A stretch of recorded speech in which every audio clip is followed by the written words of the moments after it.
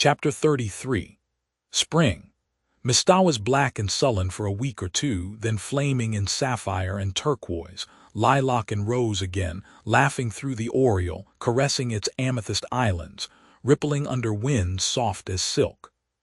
Frogs, little green wizards of swamp and pool, singing everywhere in the long twilights and long into the nights.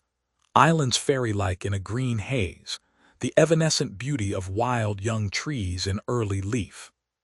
Frost-like loveliness of the new foliage of juniper trees, the woods putting on a fashion of spring flowers, dainty, spiritual things akin to the soul of the wilderness, red mist on the maples, willows decked out with glossy silver pusses. All the forgotten violets of Mista was blooming again, lure of April moons. Think how many thousands of springs have been here on Mistawas, and all of them beautiful, said Valancy. Oh, Barney, look at that wild plum. I must quote from John Foster. There's a passage in one of his books. I've reread it 100 times. He must have written it before a tree just like that. Behold the young wild plum tree which has adorned herself after immemorial fashion in a wedding veil of fine lace. The fingers of wood pixies must have woven it, for nothing like it ever came from an earthly loom. I vow the tree is conscious of its loveliness.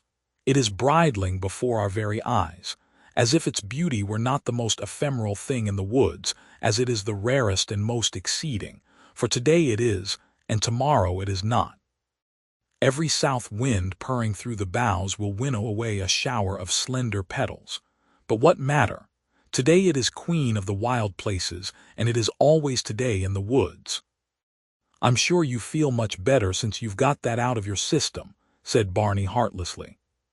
Here's a patch of dandelions, said Valancy, unsubdued. Dandelions shouldn't grow in the woods, though. They haven't any sense of the fitness of things at all. They are too cheerful and self-satisfied. They haven't any of the mystery and reserve of the real wood flowers.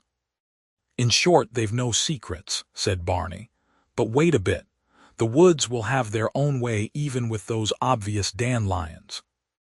In a little while all that obtrusive yellowness and complacency will be gone, and we'll find here misty, phantom-like globes hovering over those long grasses in full harmony with the traditions of the forest.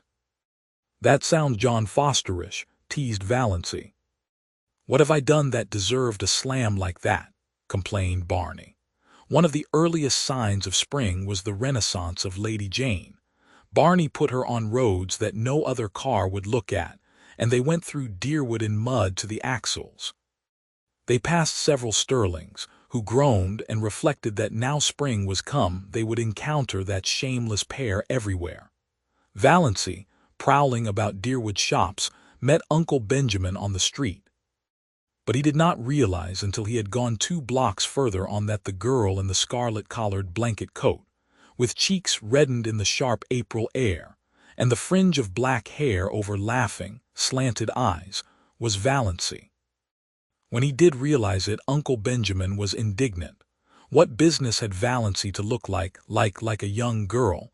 The way of the transgressor was hard, had to be, scriptural and proper, yet Valancy's path couldn't be hard. She wouldn't look like that if it were. There was something wrong. It was almost enough to make a man turn modernist. Barney and Valancy clanged on to the port, so that it was dark when they went through Deerwood again. At her old home Valancy, seized with a sudden impulse, got out, opened the little gate and tiptoed around to the sitting-room window.